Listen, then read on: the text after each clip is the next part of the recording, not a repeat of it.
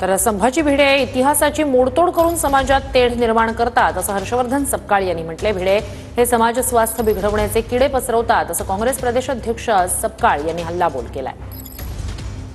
जी खरं तर औरंगजेबाची कबर निघाली, आता वाघ्या कुत्र्याचा पुतळा देखील आता निघालेला आहे। संभाजी भिडे म्हणतात की वाघ्या कुत्रा होता तो त्या शिवाजी महाराजांच्या चितेत त्यांनी उडी टाकली। छत्रपती संभाजीराजे म्हणतात की हा पुतळा हटवावा म्हणून। हे भिडे कोण, यांचं ज्ञान हे वारंवार का पाजळतात, हा एक नव्याने एक प्रश्न आपल्याला जुना जरी असला तरी नव्याने विचारावासा वाटतो।